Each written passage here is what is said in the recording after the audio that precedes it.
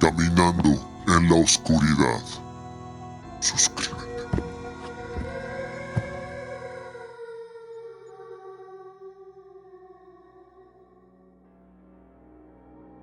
Hay noches en las que el mal se muestra sin pudor. Tiene garras, tiene dientes, deja huellas en la tierra y cuerpos atrás. Y hay otras noches en las que el mal no ataca, no persigue, solo espera. En este episodio caminamos por dos historias distintas. El dragón literario nos platica sobre unos campesinos en Venezuela que aseguran haber sido atacados por algo que no supieron nombrar, un animal desconocido, una presencia imposible, una criatura que parecía no pertenecer a este mundo. Lo que escucharán primero es su testimonio, fragmentos, grabaciones, restos de una experiencia que quedó atrapada en el sonido. Después, el horror cambia de forma, ya no corre por los campos y no deja marcas visibles, se queda quieto y toma la forma de una casa, de un proyecto abandonado, de una tragedia que nunca se quiso nombrar. Cuando el dragón literario termine su relato, yo los invito a entrar conmigo, a un lugar donde no hay bestias, pero tampoco paz. ¿Alguna vez has estado en un lugar en donde ves una figura que no puedes definir? Y todavía, para ser más específico, a un animal que no puedes describir. La historia de hoy tiene que ver con esto y lo que ocurre al final es escalofriante. ¿Qué era esa criatura que vieron unos infortunados hombres allá en Venezuela? Esto es Caminando en la Oscuridad. Les doy la bienvenida a este programa y también les invito a suscribirse en YouTube y en Spotify. Vamos a conocer este relato. La mascota del diablo. La historia de hoy me fue referida desde la hermosa República Bolivariana de Venezuela, un país con muchos problemas en la actualidad que sin embargo no le restan belleza. La historia se desarrolló en una zona conocida como Estado Guárico o simplemente Guárico, que está en el centro de Venezuela. Dentro de este estado hay un lugar que se llama Valle de la Pascua. Ahí, en una finca cuyo nombre no fue revelado, se dio el siguiente hecho. Un grupo de hombres llegó a grabar a este lugar la cacería de un animal que se llama chihuire o carpincho o capibara. Este es el roedor viviente de mayor tamaño y peso en todo el mundo. Aproximadamente a las 11 de la noche, el grupo de cazadores estaba desilusionado ya que no había encontrado nada. Según ellos explicaban, estaban gastando demasiada cinta y la batería estaba por morir, así decidieron irse. El campesino que ahí vivía les pidió que se esperaran un poco más y ellos accedieron. El nombre del campesino es Pedro y, como dije, les insistió en quedarse porque seguramente aparecería el animal. 30 minutos más tarde empezó a verse una sombra negra en un monte. Se alcanzaba a ver la forma de un animal, sin embargo no podían distinguir de cuál se trataba. El camarógrafo y el campesino, Pedro, comenzaron a acercarse a la sombra. El animal notó la presencia y comenzó a caminar hacia ellos a gran velocidad. Al campesino le dio un ataque de pánico y echó a correr. El camarógrafo le siguió, aunque no dejó de filmar. Según cuenta la historia, Pedro, en su prisa por salir corriendo, tropezó con una gran roca y cayó de bruces contra el suelo, lastimándose un brazo, una pierna y la cabeza. De la cabeza comenzó a manar sangre y él intentaba detenerla mientras, con todos los trabajos, trataba de ponerse de pie para seguir su huida.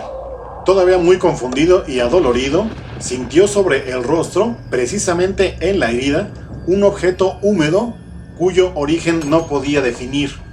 Este objeto húmedo iba y venía. Esto no era otra cosa más que la lengua del ser que los perseguía, que lamía la sangre al tiempo que emitía un gruñido de satisfacción y dejaba en el rostro del hombre un fétido olor que le salía como aliento. Pedro se sintió verdaderamente aterrorizado. Intentó moverse y en ese momento la pierna lastimada le mandó una señal de que no podía hacerlo.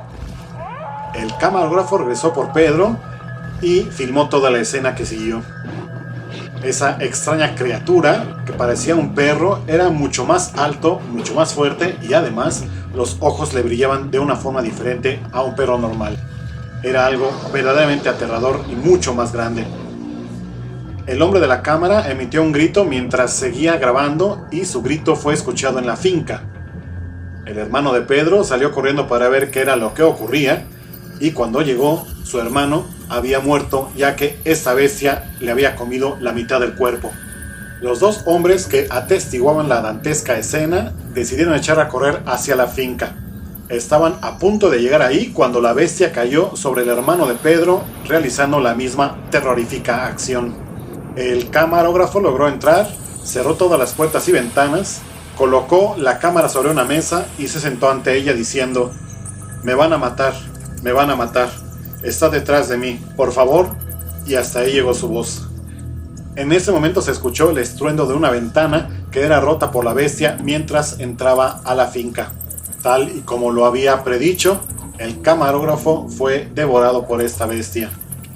Unas semanas más tarde la policía fue a investigar a la propiedad, ya que fue reportada como que no había ningún tipo de movimiento y además había un hedor que salía del lugar.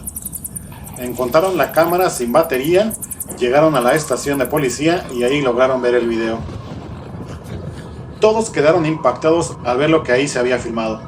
Primero, la muerte de Pedro, luego la del hermano y finalmente el tétrico mensaje dejado por el camarógrafo. Lo más aterrador de todo fue, sin embargo, el final del video. La bestia se había quedado viendo hacia la cámara directamente, emitiendo una especie de sonrisa. Solo unos segundos más tarde se vio la figura de un hombre. En un principio no lograba verse su rostro y acariciaba a la bestia.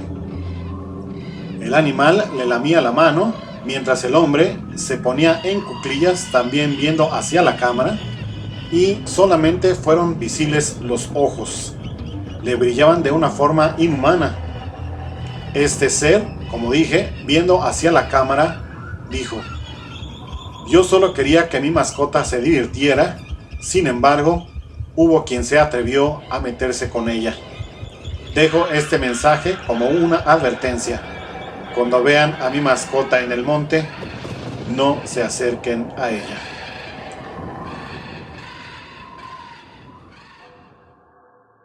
Hay lugares que no necesitan fantasmas para incomodar. Basta con saber lo que ocurrió ahí, o peor aún, lo que nunca se quiso contar. Este es uno de ellos. Un sitio que muchos creen haber visto. Un lugar que algunos ubican en Monterrey y que otros señalan con certeza en la Ciudad de México. La casa de los tubos. La historia más documentada nos lleva a la Ciudad de México, a la zona de Tacubaya. Ahí se levanta, todavía hoy, una construcción extraña, hecha a base de tubos de concreto, colocados unos sobre otros, formando pasillos circulares, niveles irregulares, espacios que parecen más un laberinto que una casa. No fue diseñada para asustar, fue diseñada para cuidar. En los años 70 del siglo XX, un empresario mandó construir esa casa para su esposa. Ella padecía una enfermedad que le dificultaba caminar. La intención era crear un hogar adaptado. Rampas, desniveles suaves, espacios amplios. Un lugar pensado desde la necesidad y desde el amor. O al menos eso dicen quienes conocieron el proyecto. Pero la casa nunca se terminó. Durante la construcción ocurrió una tragedia. La versión más conocida habla de una niña, una caída desde uno de los niveles internos de la estructura, un accidente fatal dentro de una obra que aún no estaba lista para ser habitada. No hay placas, no hay memoriales, no hay registros públicos detallados. Solo una familia que se retiró, un proyecto que se abandonó y una casa que quedó detenida en el tiempo. Después de eso, la obra se detuvo por completo. La esposa del empresario nunca vivió ahí. El lugar quedó vacío, sin puertas, sin ventanas, sin propósito. Con los años la estructura comenzó a deteriorarse. Se volvió refugio ocasional de personas sin hogar. Punto de curiosidad para exploradores urbanos, un sitio incómodo para los vecinos. Y entonces comenzaron los rumores. Algunos hablaban de ruidos por las noches, de pasos dentro de los tubos, de sombras que se movían cuando no había nadie. Otros decían haber visto a una niña, algunos sentada, otros parada, observando. Pero nada de eso pudo comprobarse.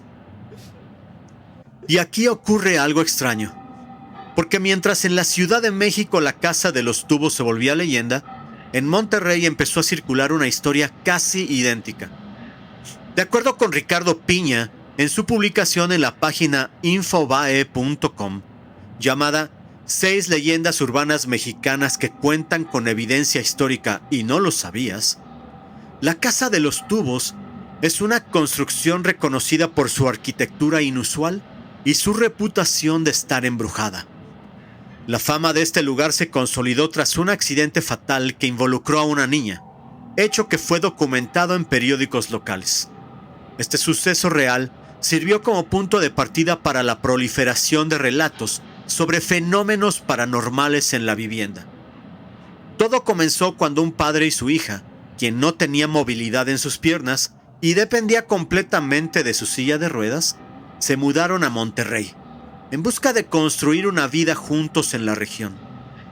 La condición de su pequeña lo orilló a querer construir una casa con rampas en vez de escaleras, con el fin de que ella pudiera recorrerla sin que sus problemas motrices se lo impidieran. La construcción avanzaba. Sin embargo, los problemas entre los albañiles que trabajaban en ella se empezaron a intensificar, a pocos meses de finalizar la casa. Las herramientas de trabajo se comenzaron a perder sin razón alguna. Además, 2 trabajadores murieron de manera inexplicable. Aparentemente, cayeron por alguno de los pisos del terreno construido. Poco tiempo después, el padre decidió mostrarle a su hija el que hubiera sido su próximo hogar. Sin alguna lógica que se pudiera explicar, la niña llegó hasta la parte más alta de la construcción.